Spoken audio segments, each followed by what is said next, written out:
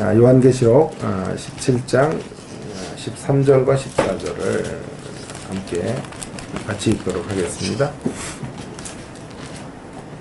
요한계시록 17장 13절 그리고 14절 함께 읽습니다.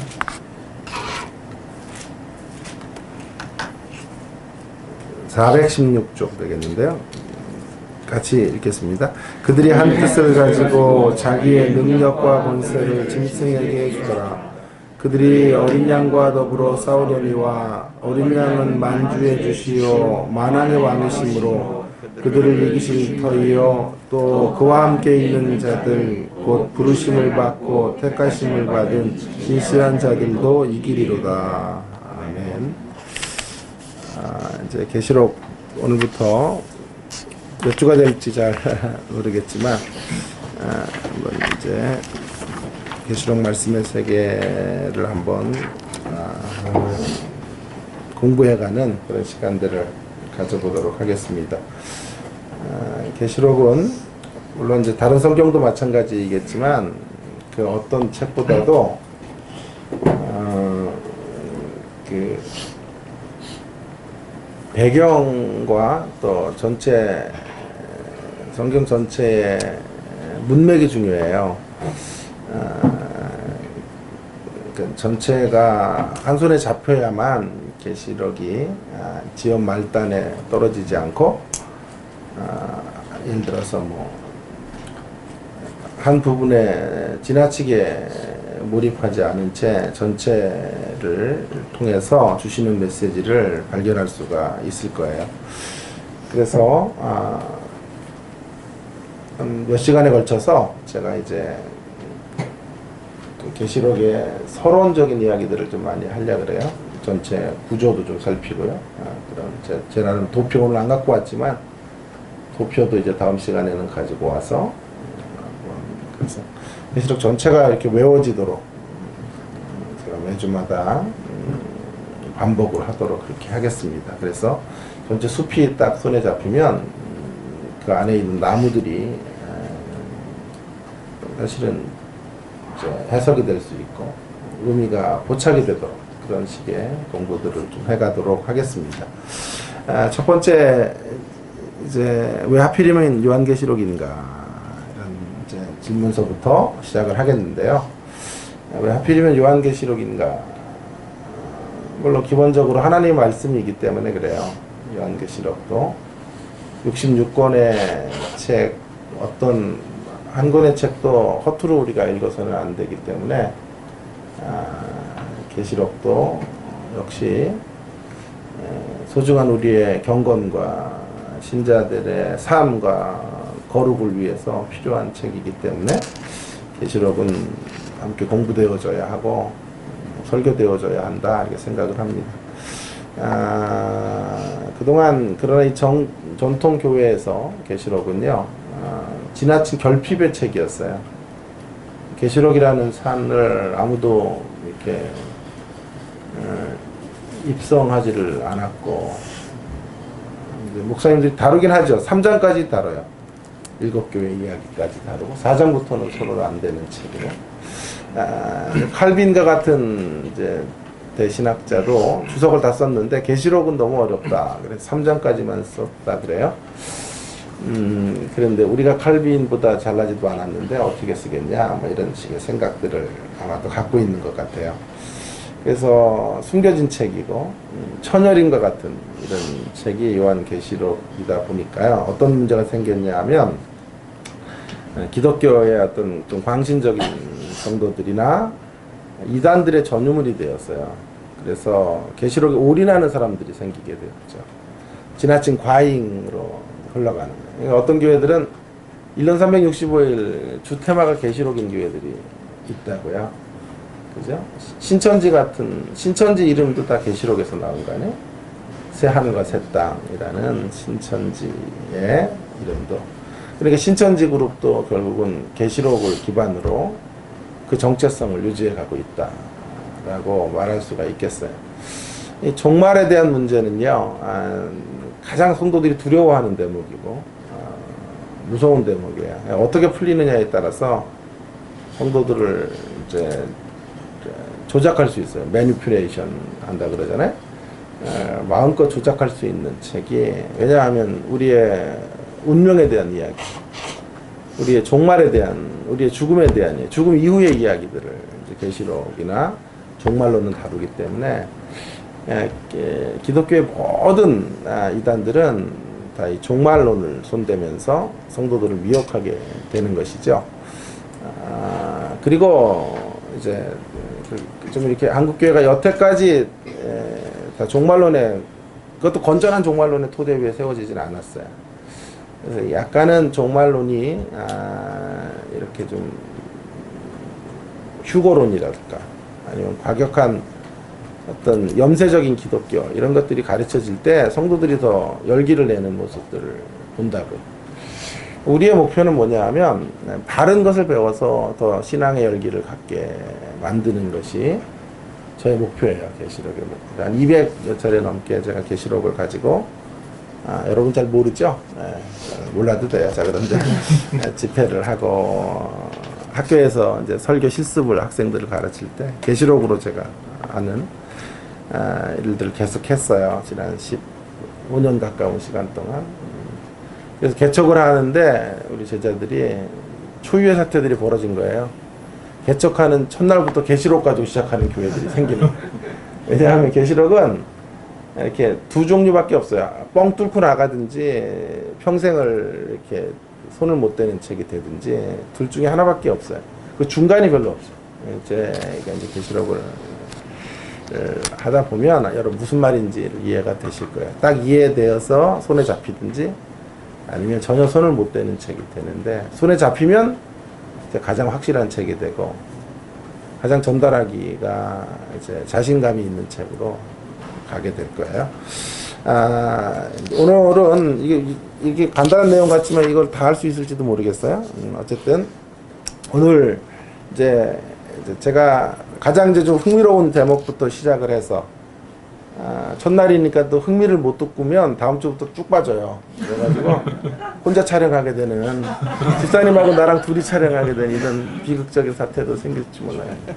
이분도 안 오실지 몰라요. 이렇게 되면. 그래서 다시 또 저쪽으로 돌아갈 수 있을지도 모르니까요. 첫날에는 좀 가장 자극적인 것을 가지고 여러분 테이블에 올려야 되겠다.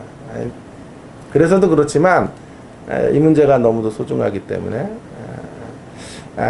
여러분이 이제 인터넷상으로 이렇게 쳐보면요, 베리칩이라고 하는 이런 주제와 관련해서 엄청나게 많은 동영상들이 이제 떠돌아다니는 것을 보게 됩니다.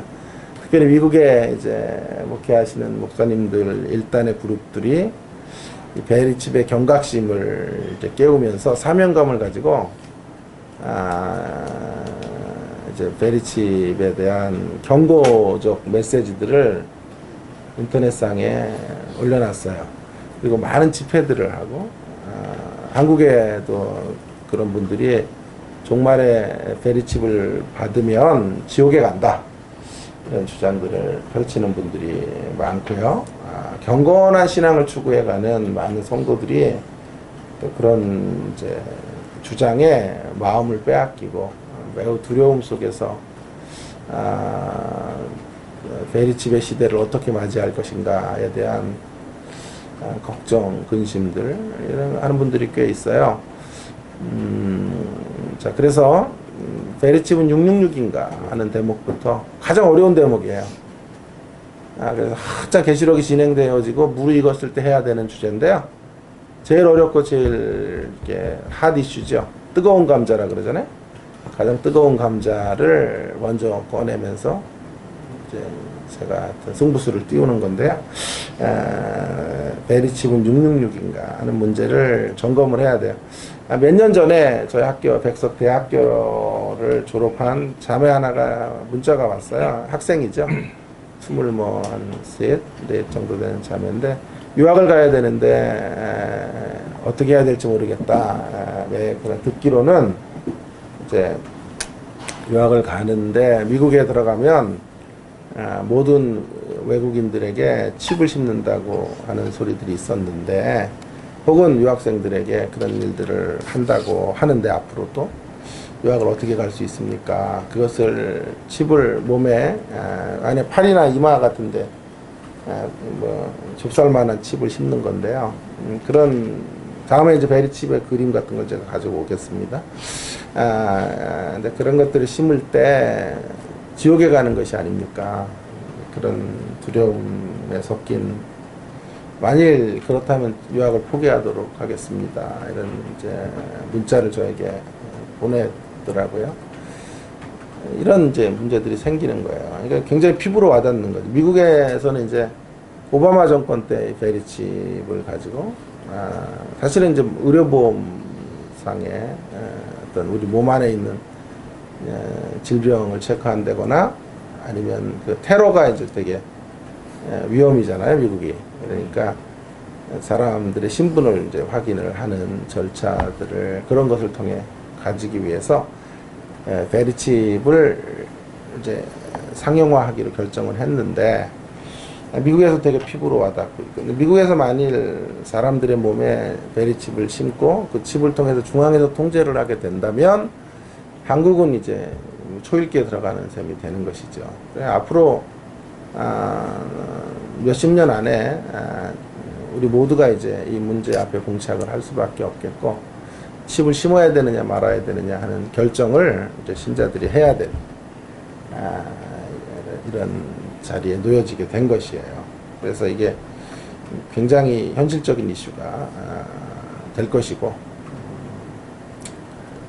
그리고 점점 시대가 변해가고 전 세계가 이제 과연 칩을 놓고 어떻게 할 것인가에 대한 고민을 해야 될 것이에요. 그래서 지금도 이제 기독교 일각에서는 안 된다, 이걸 심으면 우리의 정체성을 잃는 것이고 짐승의 표를 받는 것이다, 이렇게 주장을 하고요. 그래서 영월에 이제 제가 아는 동기 목사인데 그 목사님은 성도들을 이제 모아놓고 이런 강론을 한 거죠. 그래서 방법은 뭐냐 하면 칩을 안 심으면 이제 매매를 못 해요.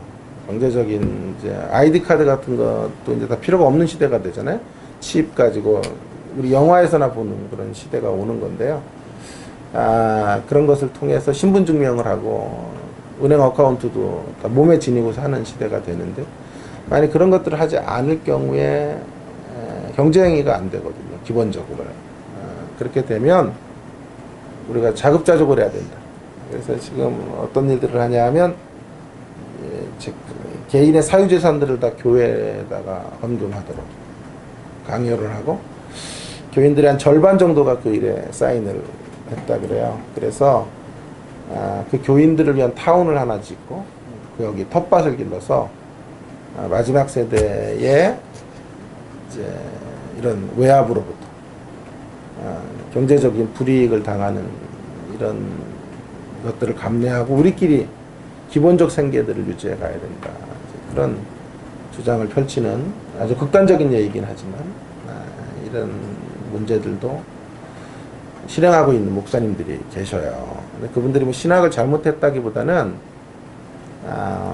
건강한 신학을 했는데도 불구하고 종말론에 대한 정보들이 너무 없어서 그런 일들을 벌이게 되는 것이에요.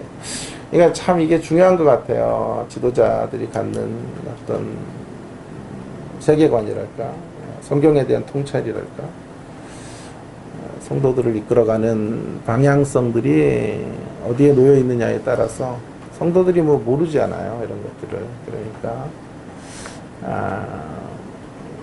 이런 문제들이 우리 앞에 터져 있는데, 자, 베리칩에 대한 문제들을 좀 논의할 때 우리에게 중요한 것은요, 13장으로 한번 가보겠습니다. 그러면 베리칩은 666인가 하는 문제를 좀 풀어보면서 이 주제를 좀 던져보려고 그러는데, 13장에 이제 보시면 그 1절부터 10절까지와 11절부터 18절까지로 나누어지게 되겠죠.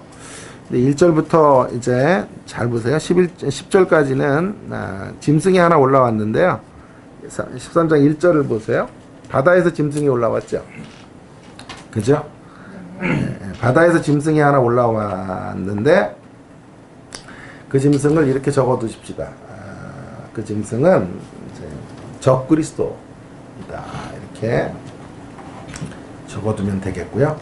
그 다음에 또 한 짐승이 이제 땅에서 올라와요. 11절에 보면 내가 봄에 또 다른 짐승이 땅에서 올라온다. 근데 요 땅에서 올라온 짐승은 이제 거짓 선지자다. 이렇게 정의를 하면 되겠습니다.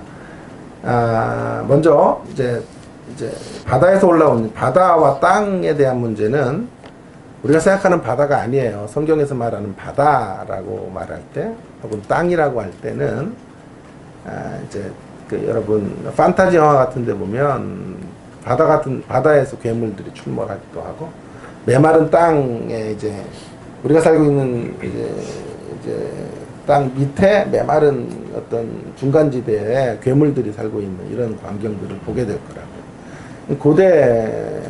고대인들에게 있어서 바다는 악이 출몰하는 곳이에요. 특별히 성경적인 이런 성경에 쓰여질 가치관 속에 바다는 괴물들이 살고 있는 곳이라고 생각을 했다고요. 거기에서 이제 짐승이 하나 올라오고 또 땅에서 메마른 땅에서 짐승이 하나 올라오는데 사실은 그 이전에 12장에 또 하나의 짐승이 나와요. 12장을 보면 거기서는 용이 나오죠. 그죠? 용이란 존재가 나타나가지고 예수님을 공격하고 또 교회를 공격하는 이런 장면들이 나온단 말이에요.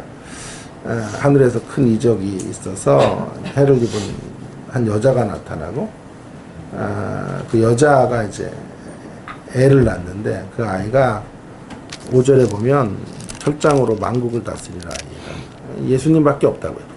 그 여자는 교회이고 교회를 통해 예수님이 탄생하게 되는 것이고요. 근데 이제 그 예수님을 죽이려고 용이란 놈이 등장을 하게 되는 것이고 예수님 승천을 하심으로 승리하셨다라고 하는 걸 보여줘요. 자, 어쨌든 여기서 이제 중요한 사실은요. 이렇게 용이 나왔죠. 바다짐승이 나왔죠. 땅짐승이 나왔죠. 예? 우리 촬영도 하는데 좀 얘기 좀 해보세요. 자, 새 짐승이 오늘 첫날이라도 좀 의식을 합시다. 자, 그래서 새 짐승이 나오잖아요. 이게 이제 땅에서 그러니까 용이 누구냐? 그러면 또 바다짐승은 누구이고 땅짐승이 누구냐? 이런 문제를 우리가 좀 생각을 해야 되는데 많은 학자들은 이제 이 사단의 세력이 삼위일체로 존재한다 이렇게 말해요. 그러니까 성부, 성자, 성령님이 존재하듯이 사단의 세력도 패러디의 천재들이란 말이에요. 그래서 성부 하나님에 해당하는 존재가 용이에요. 성자 예수님에 반대되는 세력으로 패러디한 세력이 바다짐승. 이해되세요? 성령님을 그대로 모방한 존재가 땅짐승이라. 그렇게 존재하면서 성도들을 미혹하고 사람들을 이제 죽음으로 이끌어가는 이런 사단 삼위일체의 세력들이 존재하고 있는 것이죠. 그러니까 성부 하나님 마부라 그럴까요? 마부에 해당하는 존재가 용인 거죠. 마자에 해당하는 존재가 바다짐승이고 마라는 존재는 이제 땅짐승에 그래서 삼위일체 세력이 단단하게 결합이 되어져서 성도들을 이제 넘어뜨리려고 하는 게 계시록의 악의 세력들이에요. 또 하나의 악의 배후의 세력, 이게 악의 배후의 세력들인데 사람들 이끌어가는 또 하나의 이제 악의 세력 중에 하나가 17장과 18장에 나오는 바벨론이라는 세력이 나와요. 바벨론은 우리 시대의 가치, 세상의 문화, 정신, 이념, 도시가 형성되어지고 그 도시를 이끌어가는 이데올로기 같은 것들이에요. 어쨌든 그런 존재들이 지금 사람들을 미혹하고 죽이는 세력들로 등장을 하게 되는데요.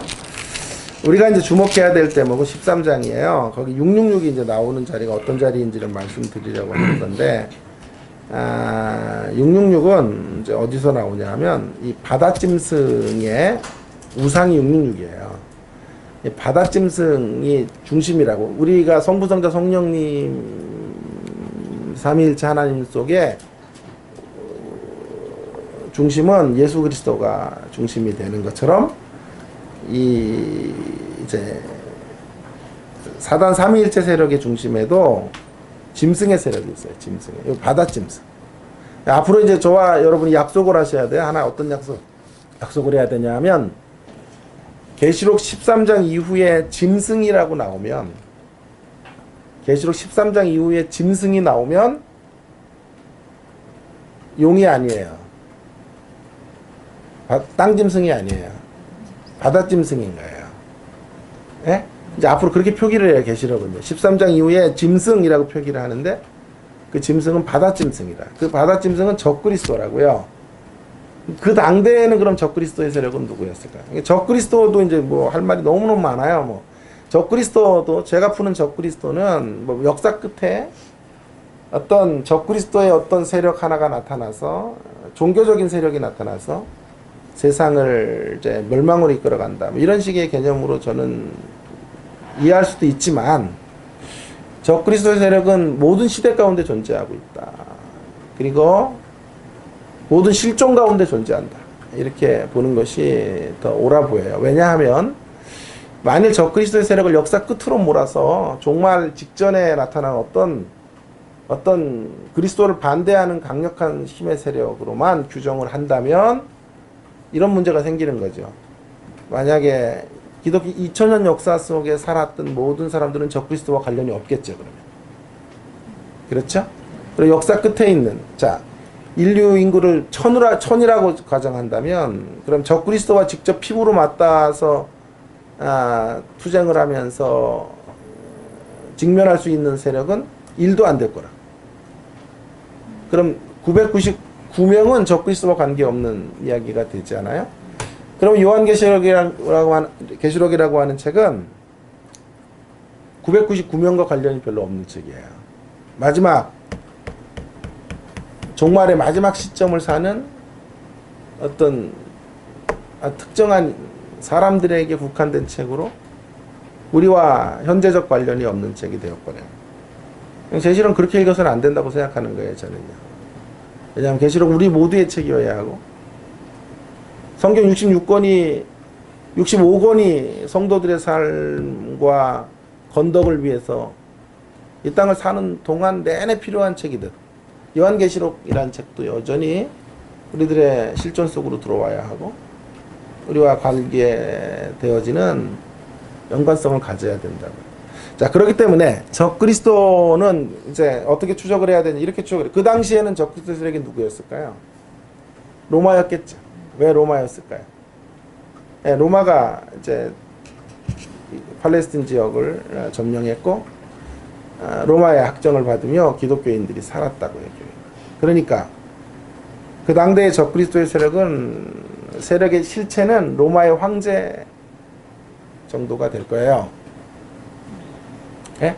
로마의 황제. 근데 그 적그리스도의 세력이 로마의 황제이기 때문에 오늘날의 적그리스도의 세력을 말할 때 황제에 해당하는 존재, 정치적인 세력, 혹은 어떤 한 인물, 그렇게 규정할 필요는 없단 말이에요. 왜냐하면 그 당대의 어떤 인물이 로마의 황제, 그러니까 네로와 같은 황제, 교회를 가장 많이 핍박했고, 좋은 건 아니죠 지금. 예, 교회를 가장 많이 핍박했고, 기독교인들을 이제 잡아 죽이는 일, 이런 일에 가담했던 그런 성격의 존재가 황제였다고요. 그리고 황제는 내가 예수다 이렇게 주장을 했다고. 내가 그리스도다 이렇게 주장을 했으니까 적그리스도의 세력이었다. 그 적그리스도의 세력 가운데 박해를 받으면서 계시록이 쓰여졌다고 대부분 생각을 하고 있죠. 그런데 그것이 이제 오늘날에는 어떤 식으로 적용이 되어야 되는가 하는 문제가 중요한데요. 꼭 적그리스도의 세력이 한 인물일 필요는 없어요. 다의적 의미를 갖고 적용되어질 수 있다고 생각해요. 적그리스도가 뭐예요? 그리스도를 안티하는 세력이라고요. 너무 어마어마한 세력으로만 생각할 필요가 없고요. 우리들이 걸어가는 신앙의 여정 속에 그리스도로부터 우리를 떨어뜨려 놓는 모든 세력을 적그리스도라고 말하면 될 것 같아요. 물론 그것이 역사적인 인물일 가능성도 있어요. 또 시대의 정치인일 수도 있어요. 어떤 이들은 뭐 카톨릭이다라고 말하는 사람도 있어요. 그럴 수도 있어요. 또 다른 어떤 존재일 수 있어요. 그러나 이념일 수도 있어요. 가치일 수도 있어요. 눈에 보이지 않는 어떤 무형의 정신세계일 수도 있어요. 아무튼 우리를 그리스도 앞으로 단순하게 나가도록 하는 일을 가로막는 모든 힘의 세력, 그런 세력들을 우리는 적그리스도의 세력이다, 바다짐승이다, 이렇게 정의를 해야 될 거예요. 그렇다고 하면 우리 모두는 적그리스도로부터 오늘도 자유한 삶을 살고 있는 게 아니에요. 그것이 무엇이든지 간에 우리를 고질적으로 넘어지게 하는 그 대목들이 있다면 그 대목에서 우리는 적그리스도의 세력과 오늘도 싸우고 있는 거예요. 그것이 물질일 수도 있고요, 내 자존심일 수도 있고. 미국에 갔더니 가정이 아름다운 기독교 가정이 남편이 골프에 빠지면서 거기에 완전히 몰입하면서 깨어지는 모습도 봤어요. 골프 자체는 좋은 거지만, 그러나 그래서 그 가정이 무너질 정도까지 심취한다면 그것은 그에게 있어서 또 하나의 적그리스도의 세력인 거예요.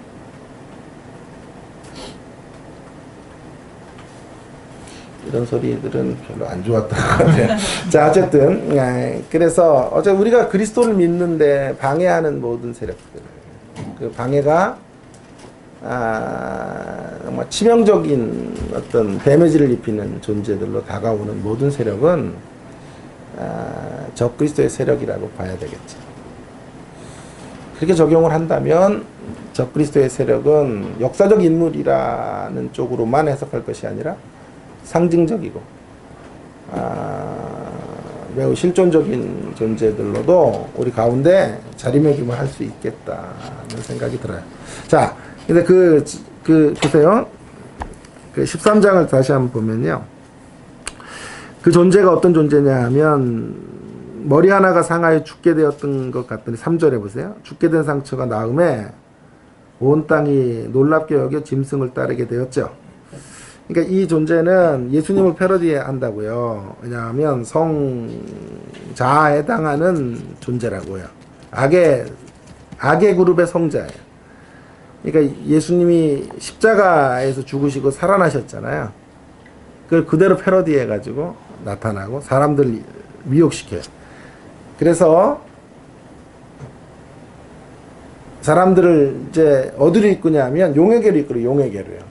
4절에 보세요. 용이 짐승의 권세를 주었어요. 그래서 용에게 경배하며 짐승에게 경배하여 이르되 누가 이 짐승과 같으냐 하고, 이 짐승이 이제 사람들을 이끌어서 궁극적으로 용을 경배하도록 하는 거죠. 마치 예수님이 오셔서 하나님의 영광을 위해서 하셨던 것처럼 이 바다짐승은 누구의 영광을 위해서 하냐면 용의 영광을 위해서 살아요. 용. 12장의 용. 그리고 용은 능력과 권한을 줘요. 그래서 이제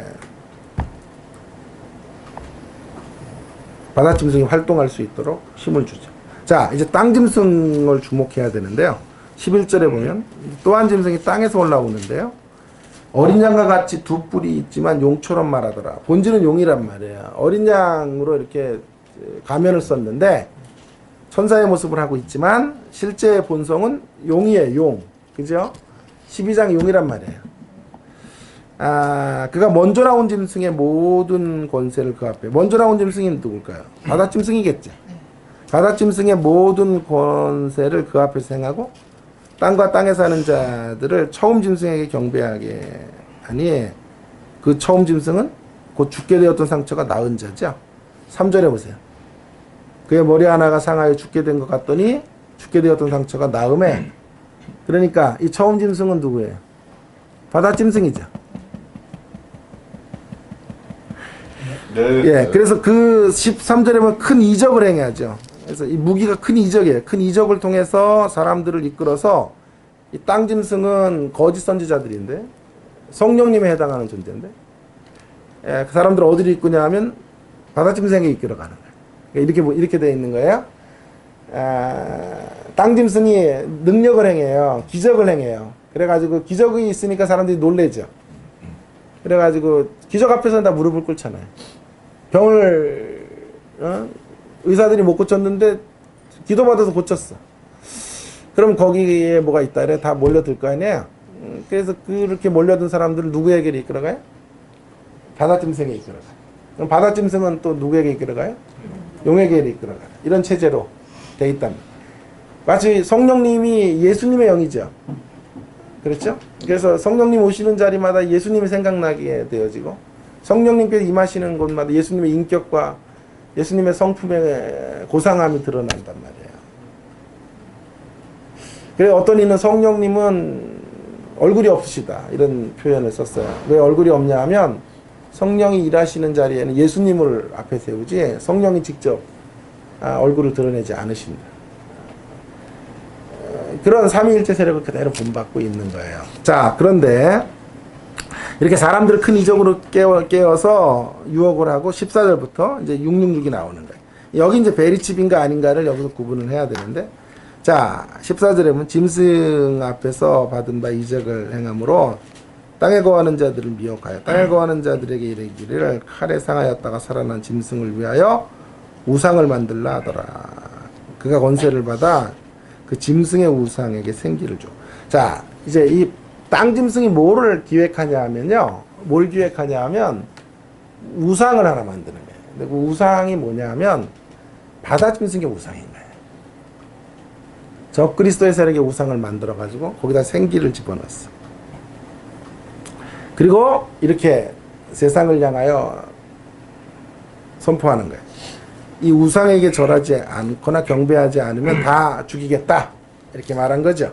16절에 보시면 그가 모든 자고 작은 자나 큰 자나 부자나 가난한 자나 자유인의 종에게 그 오른손에나 이마에 표를 받게 했지.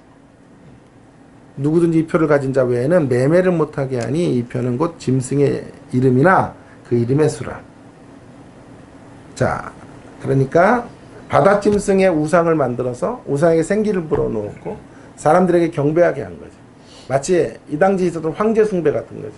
황제 숭배 같은 것들을 이제 강요하고 그런 일들을 하지 않을 경우에는 어떤 일이 벌어져요? 매매를 못하게 한 거예요. 매매를 못하게 했다라고 하는 말은 경제적인 불이익을 당하게 했다는 거죠. 그래서 대대적인 박해가 있었는가 아니면 일상의 제국의 박해가 있었는가가 논란의 대상인데요. 대대적인 박해가 있었다고 하면 황제 숭배를 안 했을 때 엄청난 육체적인 어떤 손해와 고난과 환란을 겪게 했겠죠. 대부분 이제 전통적인 학자들은 좀 이따 얘기하겠지만 이런 대대적인 박해 속에 특별히 AD 한 95년경에 도미티안이라는 황제, 네로와 가장 같은 본성을 가졌던 도미티안 황제 때에 쓰여졌다. 그리고 그때 엄청난 박해가 황제 숭배를 거절한 대가로 교회 가운데 몰아쳤다고 보아요. 그러나 최근에 이제 학자들은 그런 도미티안설을 부정하면서 계시록 안에 사실은 그런 엄청난 박해는 없었다. 로마 황제들이 그렇게 엄청난 박해를 도미티안 때 하지 않았다 라고 말하면서 그 엄청난 박해가 아니라 일상의 제국의 도전. 일상의 제국이라는 게 뭐냐 하면요, 폭력적 제국이 아니라 일상적 모습으로 다가와서 손해를 끼치는 거죠. 우리의 심령을 되게 상하게 만들고 예수 믿는 자들에게 이 모양 저 모양의 불이익을 주는 형태로 로마의 세력들이 교회를 지능적으로 괴롭혔다. 이제 그런 이제 두 가지. 그러니까 폭력적으로 괴롭혔는지 아니면 일상의 자리에서 불이익을 줬는지 하는 문제를 이제 결정을 해야 돼요, 우리가요. 그건 조금 이따가 결정을 하기도 하고. 어쨌든지 간에 로마의 이 황제와 로마의 세력이 기독교인들을 박해한 것은 맞죠. 기독교인들을 힘들게 한 건 맞죠. 그 힘들게 했던 가장 어려움의 실체가 뭐냐면 경제적인 거예요. 지금도 마찬가지죠. 지금도 이 시대의 로마 제국 이 시대에도 있잖아요. 세상 제국이 가장 큰 무기로 들고 나오는 게 물질의 가치예요. 우리가 가장 예민한 것이 다 물질의 가치예요. 결국은요. 궁극적으로. 그래서 이제 아마 마태복음에서는 물질과 하나님을 겸하여 섬길 수 없다. 섬김의 대상처럼 예수님이 빠져나가면 남는 건 물질의 가치밖에 없어요. 사실은. 잘 보세요. 세상의 가치는 다 물질로 이끌어지는 가치거든요. 신자들이 그나마 이제 그런 가치들을 조금씩 넘어서려고 몸부림치는 존재들인데, 그래서 사실은 이 로마의 어마어마한 경제적인 힘 앞에 황제 숭배를 하지 않으면 표를 나눠주지 않은 거예요. 이 표가 뭐냐 하면, 예를 들면 이런 거죠. 이렇게 생각하면 좋을 것 같아요. 여러분, 어린 시절에 운동회 같은 걸 하잖아요. 그러면 5명, 6명 이렇게 달리기를 하면, 선생님들이 서 계시잖아요. 1등 칸, 2등 칸 정도 서 있고, 한 3명 정도 서 계세요, 선생님이. 그래서 1등으로 오는 애는 1등 칸으로 내몰고, 2등 칸 이쪽으로 몰고, 나머지 애들은 그냥 저쪽으로 한꺼번에 다 몰아요. 나머지 애들은 연필 한 자루 주고, 2등은 연필하고 책받침 주고, 3등은 연필, 책받침, 스케치북까지 주고, 이렇게 하잖아요. 그래서 1등에 들어오는 애들에게 표를 찍어주죠. 2등에게도 표를 찍어주죠. 마치 그런 것이었을 것이다 라고 생각하면 이해가 편할 것 같아요. 그래서 이마나 이런 표를 찍어줄 수 있었고, 어떤 사인을 줬을 거예요. 황제 숭배 정책에 순응하는 자들에게는 한 계급 특진 혹은 호봉을 더 주겠다, 이런 식의. 언론에 그런 게 가능하죠. 뭐 정체성, 저희 학교 같은 경우에도 개혁주의 생명신학 뭐 이렇게 설립자님이 주장을 했는데, 그 생명신학의 과정을 이수해야 돼요. 이수를 하지 않으면 진급은 없고, 이수를 하면 진급을 한다. 예를 들면 좋은 뜻에서 이제 하는 거죠. 여기는 이제 안 좋은 의미에서 자신들의 황제 숭배의 어떤 교육을 받아야 된다 그러는데, 기독교인들은 안 받겠죠. 그러면 영영 과장도 못 가요. 말단사원으로 평생 있다가 회사에서 퇴출을 당한다. 이런 불이익이 주어졌단 말이에요. 이해가 되시죠? 현실적으로 좀 공감이 되시나요? 네. 거기에서부터 더 심해졌다면 감옥에 가두기야. 황제 숭배를 정면으로 공격하고 이거는 죄악이요라고 말했다면 더 큰 박해의 형태로 나타났겠죠. 그것이 무엇이었는지, 어떤 형태였는지는 이제 학자들의 많은 고민들 속에서 우리가 이제 더 고민을 하기로 하고, 문제는 이제 그런 일들이 벌어졌다는 것만은 확실하죠. 자, 그러니까 중요한 포인트는 이거예요. 표를 받았느냐 안 받았느냐는 무엇을 의미하는 겁니까? 표를 받았다라고 하는 말은 황제를 예수님의 자리에 올려놓은 거죠. 구주를 바꾸는 거죠. 나의 구주는 예수님입니다. 나의 구원자는 주님이십니다의 자리에서 황제 숭배를 한다는 말은, 우리가 신사참배를 거절했던 것과 같이 신사에게 절한다는 의미는 예수님을 부인한다는 의미를 깔고 있는 거잖아요. 그런 것이에요. 무엇 때문에? 경제적인 불이익을 감당할 수가 없어서 신앙을 버리게 되는 것이죠. 그러나 만약 이 표를 받지 않았다는 뜻은 무슨 의미가 될까요? 끝까지 어떤 불이익을 당할지라도 나는 신앙의 정절을 지키고 살겠다, 이런 뜻이죠. 그죠? 그리고 그걸 고집한 거죠. 그러니까 한번 생각을 해보세요. 굉장히 많은 혼란스러움이 있었겠죠. 교회 가운데 황제 숭배가 강요되는 시대 속에 하나님 백성들 가운데 어떤 일들이 벌어졌을까요? 경제적인 문제가 매우 첨예하게 이제 도구로 쓰여지고 있는 세상 속에서 신앙을 지키려는 사람들이 있었겠고, 또 어떤 이들은 신앙을 버리고 완전히 로마에 기위하는 사람도 있어요. 로마의 세력과 결탁하는 사람도 있었겠고, 그 중간에 양다리를 거치면서 넘나들고 있었던 사람들이 있었겠지. 그렇죠? 요한계시록은 이제 누구를 대상으로 글을 썼냐 하면, 이게 변절하려고 하는 자들, 이미 변절한 자들과 변절한 자들을 향한 엄중한 경고를 내리시는 것이고, 그러면서 동시에 신앙을 끝까지 지키려고 하는 사람들이 너무 힘들 거예요. 너무 낙심이 될 거예요. 자, 그런 사람들을 격려하고 위로하고, 로마의 세력이 허상이다.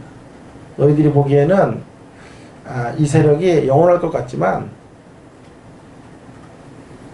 일시에 무너질 세력이라고 하는 것들을 분명하게 강조하면서 끝까지 인내와 믿음으로 견뎌내라. 그렇게 말하고 있는 책이에요.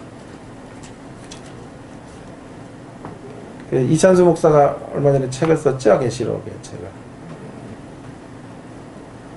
제목이 뭐예요? 오늘을 견뎌라. 오늘을 견뎌라 라는 게 요한계시록의 총 주제예요, 사실.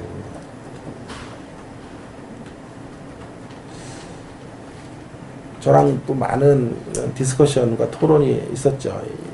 이찬수 목사님하고.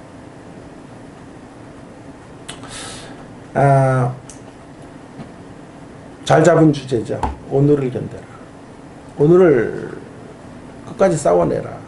그런 메시지를 주려고 하는 거예요. 그래서 계시록의 시작서부터가 7교회 이야기인데요. 서론이 지나고 2장부터 3장에 7교회가 나오는데, 7교회 이야기의 마지막은 전부 무슨 겉면인지 아세요? 이기는 자는 이기는 자가 되라. 끝까지 이겨야 된다. 끝까지 이긴다라고 하는 것은 어떤 이김일까요? 폭력적 이김이 아니에요. 로마의 세력과 힘으로 맞서는 이김이 아닌 거예요. 그럼 그 이김이란 뭘까요? 다시 12장으로 와보세요. 그 이김. 그래서 이런 단어가 13장에 이런 단어가 나오는 거예요. 13장에 적그리스도의 세력과에 관련해서 10절에 보세요. 성도들의 인내와 믿음이 여기 있느니라. 이상하죠? 보통은 믿음이 먼저 나와야 될 것 같아요. 우리가 알고 있는 상식으로 보면 믿음, 덕목으로 말하면 믿음이 먼저 나와야 될 것 같은데 인내가 먼저 나왔어요. 계시록은 인내의 책이기 때문에 그래요. 결국은 계시록이 말하는 믿음이란 인내하는 믿음이에요. 버티는 믿음인 거예요. 그래서 믿음과 인내가 여기 있다고 말하지 않고 인내와 믿음이 여기 있느니라 이렇게 말하고 있죠. 자, 그 다음에 14장 12절에도 보세요. 한번 같이 읽을까요? 14장 12절 시작. 성도들의 인내가 여기 있나니 그들은 하나님의 계명과 예수에 대한 믿음을 지키는 자니라. 아멘.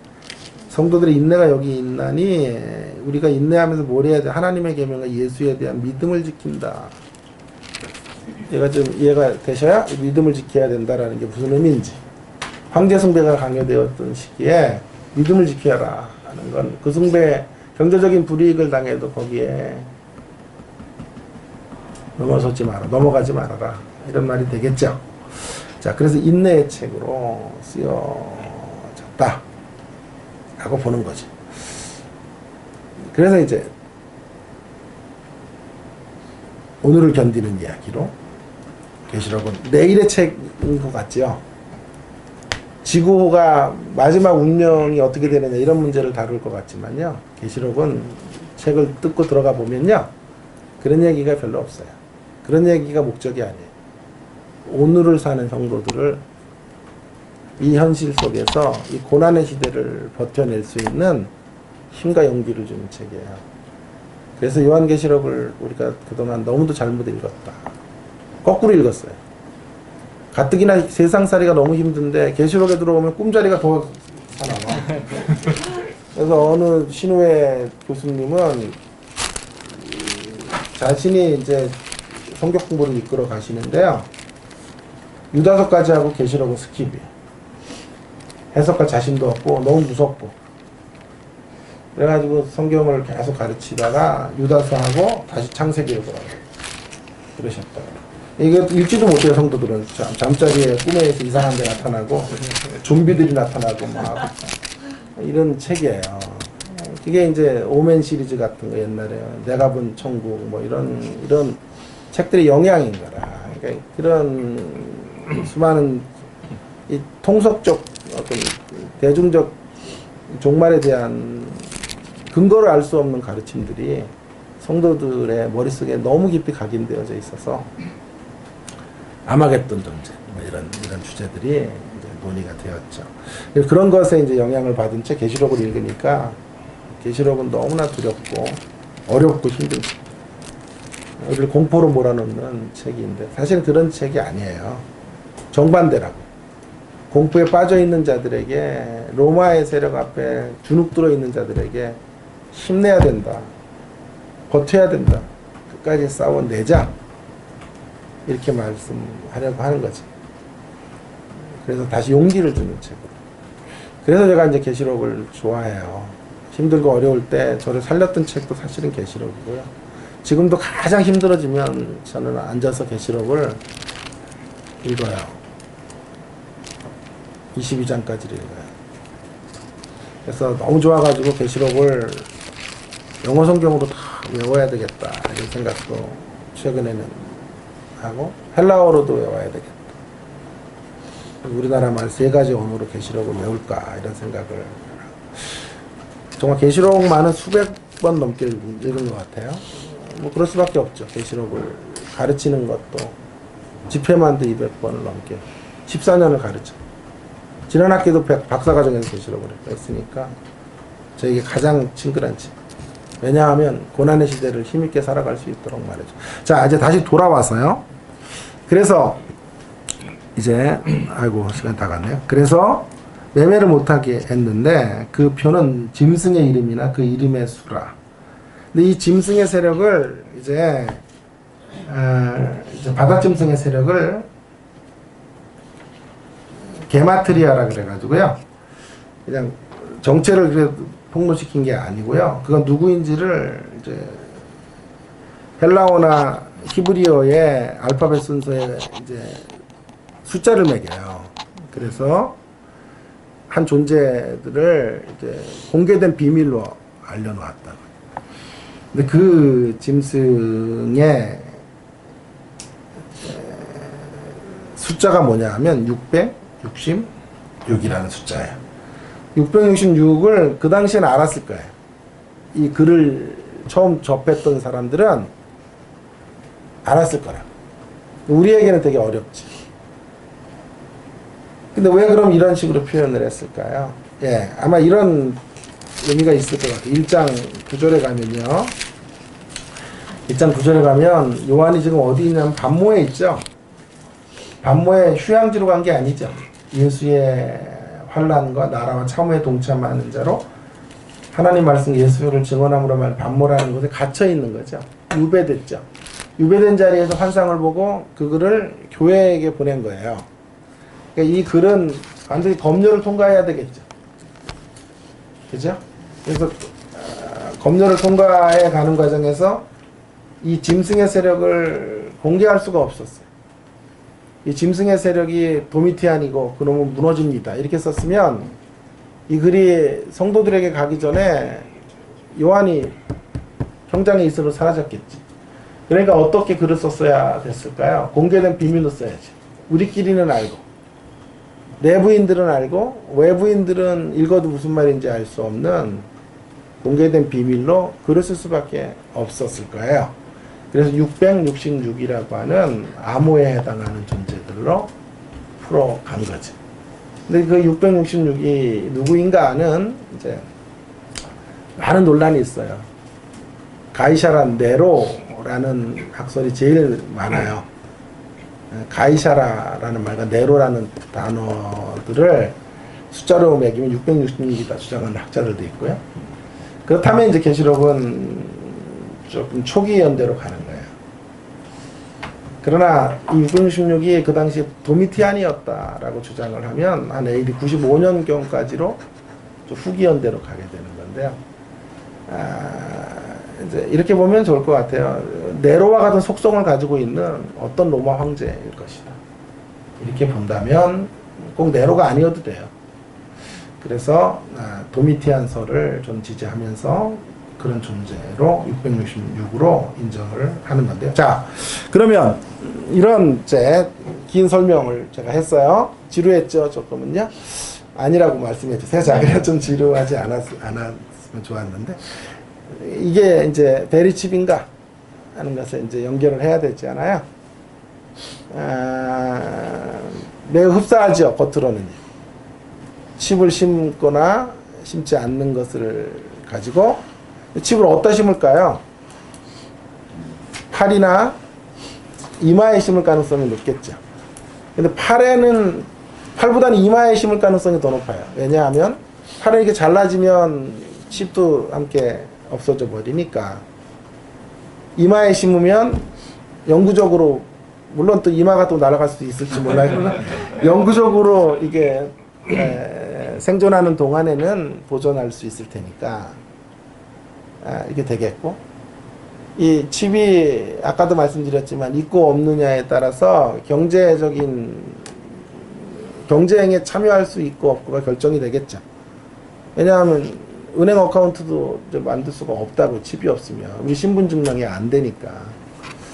그래서 이 칩이 없이 산다라고 한다면 결국 이 세상의 경제 시스템과 관계없이 살겠다, 이런 얘기가 되는 거란 말이에요. 그런 의미에서 여기 16절 17절과 매우 흡사하다고요. 그래서 666이 베리칩이다. 베리칩을 심으면 666표를 받는 것이고 지옥에 간다, 이런 주장이 대범한 주장들이 그래도 신학을 제대로 했다는 분들 속에서도 나오고 있는 거예요. 종말에 대한 강렬한 열망을 갖고 있는 분들 중에 이런 주장을 하는 분들이 많아요. 자, 그러나 저의 결론은 베리칩은 666이 아니다 라는 것이 저의 결론이에요. 왜냐하면 전에 제가 이제 계시록을 연구할 때는 그때는 베리칩이라고 얘기를 하진 않았어요. 그때는 바코드라 그랬어요. 그때는 한 25년 전 정도 바코드가 여러분 상용화되지 않았다. 그래서 바코드에 책을 샀는데 바코드에 6자가 3개가 있으면 지옥 간다고 생각했어요. 제가 그 자료를 갖고 올게요. 다음에 그렇게 해서 가르쳤다고요. 무서운 그림들 막 기근으로 죽는 그림들 막 이런 여러 가지 전쟁의 그림들 넣고 바코드, 그래서 그런 거 사면 안 된다, 이렇게 주장을 했다. 그리고 미국 같은 데 가면 이제 이렇게 경기장 같은 데 가면 이렇게 팔찌 같은 거 주잖아요. 거기 숫자 같은 거 666이 있으면 지옥 가는 거예요. 그래서 그게 얼마나 두려웠는지 몰라요. 정말. 그런데 이제 그게 더 진화된 거예요. 그게 더 진화되고 기술 문명이 발전하고 과학이 발전해 가면서 지금은 이제 그렇게 주장하는 사람은 없다. 아니 어느 날 목이 말라가지고 음료수 하나 샀는데 6자가 3개 있다고 지옥 가냐고요. 말도 되지 않잖아요. 은혜 받으려고 서점 가서 책을 하나 사서 기독교 서적을 샀는데 6자가 4개 있네? 지옥의 상자리에 가는 거냐고요. 이렇게 어처구니 없는 주장들을 했는데도 그때 너무나 많은 이들이 그 자리에 빠졌고 미혹이 됐어요. 이장님 같은 이들의 종말론 회계문이 이런 주장에 다 넘어갔어요. 한국교회가. 기억나시죠? 이장님. TV에서도 방영을 했어요, 이장님. 재림한다니까 진짜 재림하나 해가지고. 근데 거기 애들이 많았어요, 학생들이. 특별히 고3 놈들이 제일 많았어요. 공부하기 싫은 놈들이 다 거기 몰려가가지고 주님 재림 기다리고. 죽일 놈들이거든. 다 대학 못 갔을 거예요, 그것들 지금. 그렇게 종말론이 그렇게 현실을 도피하는 쪽으로 쓰여지게 돼요. 근데 그날 안 왔죠. 그래가 이장님 구속되고 그랬다. 제가 KBS인가에서 방영하는 걸 직접 봤다. 고3 애들이 수두룩 뺄 때 그 안에 있었지. 그래서 이게 신종으로 간 것이 베리칩인데, 자 결론을 좀 맺어야 되는데, 베리칩은요 왜 666과 다르냐 하면 뭐가 다를까요? 아까 제가 말씀드렸죠. 이 표를 계시록 당시에 표를 받는다는 말은 기독교 신앙을 부인하는 게 전제가 되는 거죠. 표를 받았다라는 말은 무슨 말이에요? 기독교 신앙을 버렸다는 뜻이에요. 그죠? 기독교 신앙을 버렸으니까 그건 기독교인이 아니겠죠. 아니든지 예수의 영이 없었는데 있는 척 했던 존재들이든지, 물론 회개, 깊은 회개를 통해 돌아오지 않는 한은 구원이 없다고 봐야 되겠죠. 한경직 목사님 같은 분도 신사참배를 했어요. 했지만 깊은 회개를 하고 평생 속지 않은 마음으로 사셨고, 그래서 다시 그렇게 성자의 취급을 받으셨잖아요. 자, 그런 일단의 절대적인 회개의 자리를 통해서 신앙의 자리를 건너올 수 있는 거죠. 그러나 그 행위 자체는 이미 그 정체가 그리스도 안에 있는 정체가 아니라는 것을 공공연하게 드러내는 거 아니에요? 그렇죠? 그러니까 표를 받는다는 말은 결국 예수의 주되심을 부인한다는 뜻이란 말이에요. 그러니까 이것은 구원과 관련이 있는 문제가 되는 거지만, 베리칩은요 그런 문제의 이슈가 아니잖아요. 우리들의 질병 같은 거 칩이 통해서 정말 100세 시대를 만들어 갈 수 있는 그런 세상이 만들어지는 긍정적 효과들이 있고, 미국에서 이제 아까도 말했지만 테러 용의자들을 색출하고 미연에 방지하는 좋은 의도들이 있어서 이런 것들을 사용하는 거잖아요. 만일 그 전제가 예수 믿을래 안 믿을래, 예수 안 믿는 표로, 예수님 부인하는 표로 표를 받아야 된다라고 말하면 우리는 싸워야죠. 우리는 그 표를 받으면 안 되겠죠. 그렇죠? 그러나 그런 이슈로 등장하는 것이 아니죠. 아니죠. 예? 그러니까 이 표와 구원과는 하등의 상관이 없는 거죠. 마치 바코드 6자가 3개 있는 거를, 책을 샀다고, 음식을 샀다고, 어떤 가구를, 뭘 샀다고 해서 그것이 지옥에 가는 표시가 되지 않는 것처럼, 베리칩을 심는 것과 우리의 구원의 문제를 연결하는 것은 지나친 억측이고, 본문의 역사적 배경들을 알지 못하는 무지의 수치라고 말할 수 있겠죠. 이해가 되셨나요? 네. 그래서 그런 세력들 앞에 절대로 고개 숙여서는 안 된다. 만약 그런 세력이 고개 숙이면 아까 같은 제 동기 목사가 텃밭 같은 거 만들어서 자급자족을 하는 시대, 이런 시대를 만들어가는 어처구니 없는 영성으로 흘러가게 된단 말이에요.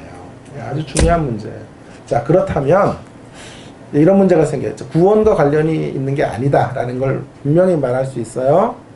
이렇게 자신 있게 말할 수 있는 건 계시록을 알고 있기 때문에 그래요. 계시록이 어떤 책인지를 알면요, 이런데 절대로 미혹이 안 돼요. 거기다가 이제 뭐까지 연결이 되냐, 프리메이슨 들어보셨어요? 프리메이슨의 세력과 함께 연결을 짓는데, 프리메이슨에 가담한 목사들이 우리나라 목사를 다래요. 조영기 목사님도 거기 이름이 올라가 있다 그러잖아요. 하영조 목사님도 있잖아요. 진짜 하영조 목사님 훌륭하던데 정말. 돌아가셨더니 이동훈 목사님이 얘기하잖아요. 천국에 가서는 일 좀 하지 마세요. 그랬잖아요. 하도 열심히 정말 사역을 하며 살았던 분이에요. 근데 그런 분들도 다 거기 들어가 있대잖아요. 우리나라에 이름 있다는 종교 지도자들이 다 거기 있대요.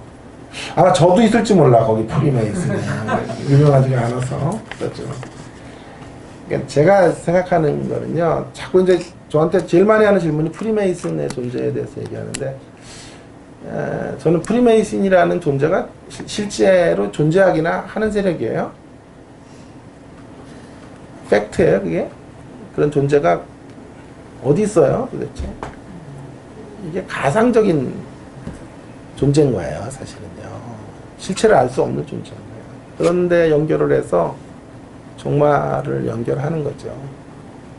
안타까워요, 되게 정말. 단 그렇게 하는 분들의 강점이 하나 있어요. 열기가 있어요. 되게 이상해요, 여러분. 진짜 열심히 있는 사람들은 전부 신천지가 있어. 교회는 없어. 이렇게 좋은 강의에도 10명밖에 안 오고 없어. 교회는 없는데 진짜 열심히 있고 목숨 걸고 있는 사람들은 전부 이단들에 가 있네. 이단적으로 가르쳐야 되는 모양이야. 그래야 열심을 내는 모양이야. 신사적으로 가르치고 인격적으로 가르치면 다들 빠져나가고, 어디 그런 데 가가지고는 막 목숨을 걸고 재산을 다 교회에 갖다 바치고 막 이런 일들이 벌어지게 되는 거야. 자, 그래서 우리가 이제 가야 될 길은 명백해요. 이렇게 종말에 대하여서 그렇다고 너무 안심만 하지 말고 경각심을 가지고 이렇게 좋으신 주님을 섬기니까 그것이 나태의 기회가 되지 말고 적극적으로 주님을 섬기고 이단들보다 더 열기 있게 주님 앞에 나가면 되는 거거든요. 그래서 바른 교훈들을 가지고 열심을 낼 수 있는 게 우리가 갈 길이 참 쉽지가 않아요. 이렇게 너무 안심을 주면 프리메이슨 막 이런 존재들과 강의를 하면 긴장을 하고 헌금도 늘어요. 안 되겠다, 야, 헌금 내야 되겠다. 이렇게 돼서 목사들도 잘 살고 하는데, 그런 게 아니라 그러면 안심은 하는데 열심들을 안 내. 그래서 이제 자꾸 유혹이 되는 거예요, 목사들이요.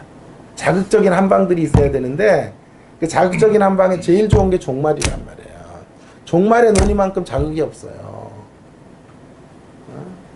뭐 석박사 다 소용없어요. 이 종말이나 뭐 환상이나 이런 게 딱 도입이 되면요, 다 무릎을 꿇을 수밖에 없는 거예요. 그래서 결론은, 제가 결론을 이제 내리고 마치겠는데, 결론은요, 이 표와 그 표는 겉으로는 같은 모양으로 나타날 수 있는 것처럼 보이지만 의미가 다르고, 그런 신앙을 전제로 하고 있는 어떤 신앙의 변절을 요청하고 있는 것이 아니기 때문에.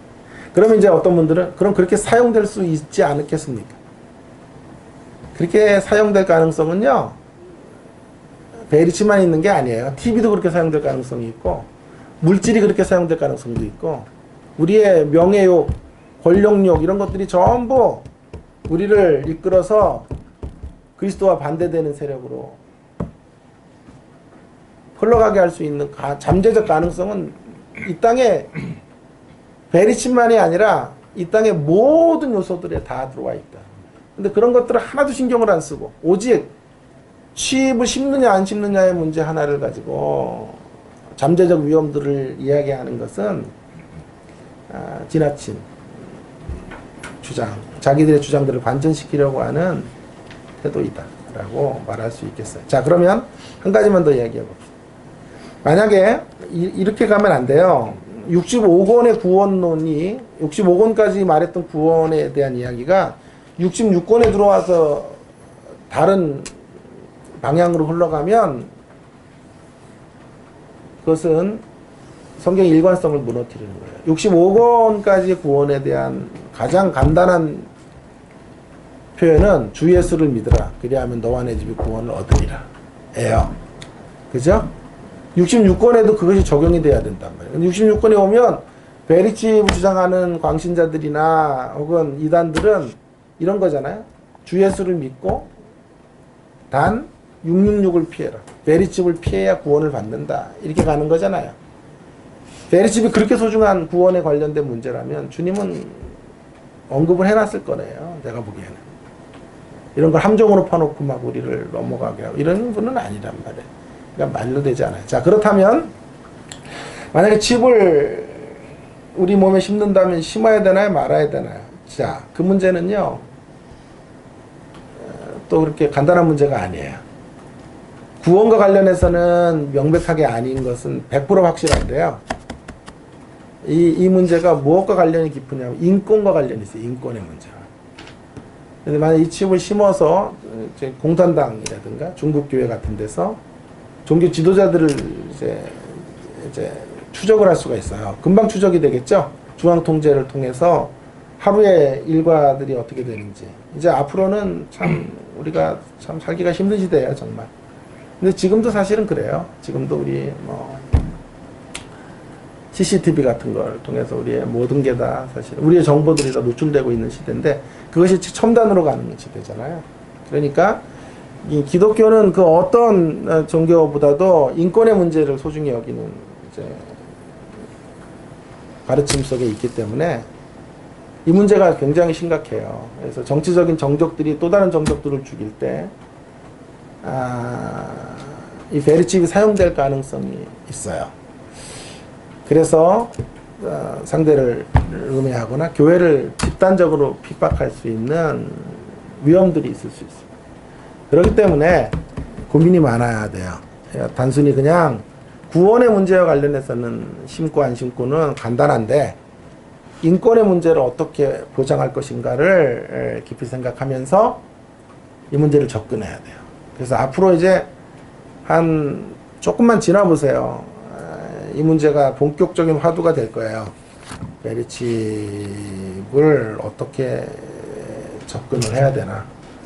저는 그때를 준비하고 지금까지 살아왔어요. 그래서 조금 있으면 여러분 보기 힘들지도 몰라요. 아주 유명해져가지고 우리나라 베리칩 강사로 이렇게 다닐지도 몰라요. 제가 이런 시대가 올 것이다. 근데 저는 확신 있게 말할 수 있죠. 왜냐하면 계시록을 기본 토대로 하고 있기 때문에. 인권의 문제를 보장하면서 어떤 장치들을 마련해야 되겠죠. 인권을 침해하지 않을 수 있는 범위들을 이제 마련하고 그 다음에 칩을 심든지 안 심든지 그것을 결정할 수 있도록 만들어줘야 될 것 같아요. 그래서 간단한 논의는 아니에요. 이건 복잡한 논의 과정을 거쳐야 되겠고 여러 이제 분파들이 생길 거예요. 기독교 안에도 끝까지 심지 말자. 어떤 사람은 구원과 관련돼서 논의하는 사람이 있을 것이고, 근데 그건 말도 안 되지만 구원이 아니라고 말하는 사람들도 이제 인권의 문제 때문에 안 된다라고 막 끝까지 버텨야 된다라는 말하는 사람들, 중도파들 아니면 왜 안 되냐, why not 하면서 심자고 하는 한 몇 가닥의 그룹들이 생겨지게 될 거예요. 그거는 이제 우리가 차후에 고민을 하기로 하고 결론은 이런 문맥 속에서 계시록을 읽으면 시대에 흘러가고 있는 이런 정신들로부터 우리 자신들이 우리를 지킬 수 있고 미혹에 빠지지 않을 수 있겠다라는 것이죠. 여기까지 해야 되겠는데 시간이 많이 갔네요. 다음 시간에 2번부터 제가 이제 진짜 재미있는 2번을 했으면은 다음 주에 안 빠질 것 같은데 2번을 안 해서요. 어떻게 됐는지 모르겠어요. 자, 여기까지 오늘 강의를 마치도록 그렇게 하겠습니다.